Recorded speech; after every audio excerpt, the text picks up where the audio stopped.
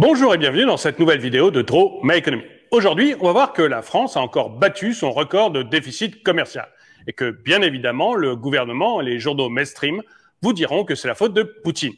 Mais avant de commencer, j'aimerais répondre à la question que Paul m'a fait dans les commentaires. Plus qu'une question, c'est une remarque.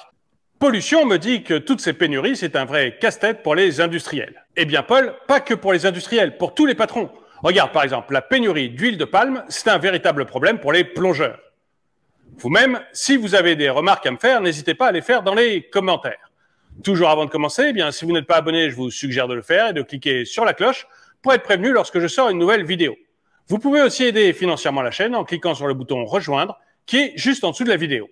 Bon, on sentait bien que l'économie française n'allait pas aussi bien que nous le disaient les journaux mainstream ou le gouvernement juste avant les élections présidentielles. En fait, on voyait bien que les choses étaient en train de se dégrader, mais on ne pouvait pas mettre vraiment des chiffres. Eh bien maintenant, on peut. On peut parce qu'on a eu les chiffres de l'inflation de l'INSEE il y a quelques jours, je vous ai fait des vidéos là-dessus, mais on peut aussi parce que maintenant, on a les chiffres des douanes concernant le déficit commercial. Le déficit commercial, pour ceux qui ne savent pas, grosso modo, c'est ce qu'on vend à l'extérieur de la France, donc tous les produits qu'on fabrique en France et que l'on va exporter, moins tous les produits qu'on va importer, c'est-à-dire les produits qui sont fabriqués hors de la France, que ce soit en Europe ou en Chine, et qui sont après ramenés en France. Et on s'aperçoit qu'on a le plus gros déficit commercial qu'on ait jamais eu. En mars, on a fait un déficit de 11,5 milliards d'euros. Ça veut dire qu'on a importé 11,5 milliards d'euros de plus que ce qu'on a réussi à exporter. Et évidemment, c'est pas bon du tout. Et alors, non seulement c'est pas bon du tout, mais ça s'empire de mois en mois. Déjà, en février, on avait fait moins 10,3 milliards d'euros. Et en janvier, on avait fait moins 7,3 milliards d'euros. Donc, on voit que tous les mois, c'est de pire en pire. Et alors, globalement, c'est une catastrophe absolue. On avait battu notre record, depuis qu'on fait cette statistique, on avait battu notre record en février sur 12 mois. C'est-à-dire que en février, sur un an, on en était à moins 84,7 milliards d'euros. Et c'était très loin de notre record précédent, qui datait de 2011, où on était à moins 75 milliards d'euros. Et là, sur un an, on touche le cocotier. On a atteint les moins 100 milliards d'euros. Bref, la France achète de plus en plus de produits à l'étranger et elle en vend de moins en moins. Et j'ai voulu savoir en fait d'où venait ce problème de balance commerciale. Et pour ça, j'ai demandé à un de mes amis, Aldo. Aldo Berman, c'est un douanier et c'est la douane qui est chargée de faire ses calculs. Et pour Aldo, l'une des principales raisons, c'est que le prix des produits que nous importons a augmenté plus vite que le prix des produits que nous exportons. Les prix des produits que nous importons ont augmenté de 5%, alors que le prix des produits que nous exportons n'ont augmenté que de 2%.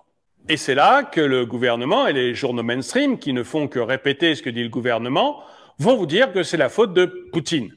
Parce que dans les produits que l'on importe et qui ont énormément augmenté, il y a le pétrole et le gaz. Et c'est vrai que le baril de Brent, il a dépassé les 100 $ au mois de mars. Et puis parmi les produits que l'on exporte, il y a toute une catégorie de produits que l'on exporte vers l'Ukraine, la Russie et la Biélorussie. Et comme ce sont maintenant des pays en guerre, fatalement, on exporte beaucoup moins. Mais c'est là que je ne suis pas du tout d'accord avec la version du gouvernement et des journaux mainstream. Je ne suis pas d'accord parce que l'augmentation du prix du pétrole et du gaz, elle était déjà là bien avant la guerre entre la Russie et l'Ukraine. Et donc, la guerre entre la Russie et l'Ukraine n'a fait qu'accentuer cette augmentation des prix. Seulement, voilà, ce qui a vraiment accentué l'augmentation des prix récemment, c'est l'embargo que les Européens ont décidé de mettre sur le pétrole russe et le gaz russe. Embargo qui commence petit à petit et qui doit continuer dans les mois qui viennent. Et ça, forcément, ça augmente ces prix. Et puis ensuite, ce qui fait qu'on n'arrive plus à exporter, notamment vers la Russie, c'est aussi l'embargo qu'on y a mis. C'est-à-dire que les États européens ont interdit la vente de beaucoup de produits à la Russie. Donc on est responsable d'une grande partie de ce déficit commercial. Et puis, pour s'en convaincre, il faut aussi regarder le déficit commercial d'autres pays européens. Tout le monde est un peu en baisse, mais tout le monde ne baisse pas autant que la France. Si vous prenez l'Allemagne, par exemple, elle n'a pas de déficit commercial. Elle a encore un excédent commercial. Les exportations d'Allemagne, elles ont baissé de 3,3% en mars, mais elles continuent à être positives. Et sur un an, elles sont toujours en hausse de 8,1%. Alors vous me direz, on ne va pas parler que de l'Allemagne, ils sont toujours les bons élèves. Alors cherchons un autre élève à qui on peut se comparer. L'Italie, par exemple. Eh bien, le déficit commercial de l'Italie, il est de 5,5 milliards d'euros sur un an. Je vous rappelle que le nôtre, il est de 100 milliards d'euros. Et puis, l'Italie, elle était en excédent commercial en janvier, alors que nous, on était déjà en déficit commercial de 73 milliards d'euros. Bref, au sein des grands pays de la zone euro, eh bien, on est le pays qui a le plus de difficultés avec sa balance commerciale. Notre déficit commercial est le plus important et en plus, il s'aggrave de mois en mois. En fait, la France, elle est en train de devenir le mouton noir de l'Europe. Même les Finlandais font mieux que nous. Alors, il ne faut pas dire de mal des Finlandais, c'est un très grand pays. Moi, la semaine dernière, j'étais à une convention économique avec l'élite finlandaise, le gratin de Finnois. Eh bien, c'est un autre niveau. Mais il faut bien dire que la France est maintenant un mouton noir de l'Europe et elle a de plus en plus de difficultés à maintenir ses équilibres. Et c'est un peu pour ça, à mon avis, que Bruno Le Maire a dit la semaine dernière que la France avait des problèmes économiques devant elle. En fait, Bruno Le Maire, eh bien, il nous dit que le problème de déficit extérieur, il est dû à des problèmes économiques intérieurs. Et je pense qu'il a tout à fait raison là-dessus. Et toujours d'après Bruno Le Maire, la France va mettre de très longues années à pouvoir s'en remettre. Et j'aimerais bien savoir ce que vous en pensez.